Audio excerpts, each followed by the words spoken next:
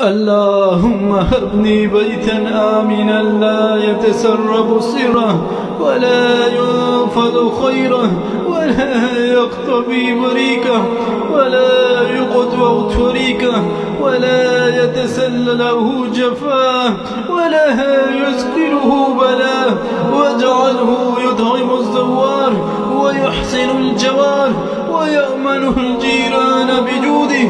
اللهم لا تغلق بابه في وجه سائل وسبه عليه الخير صبه ولا تجعل العيش فيه كده وسعد من يسكنونه واخذل من يكرهونه واخرج منه أصواتا ترتل القرآن وتقيم الليل بآياته وتخلوا بمناجاته ومناداته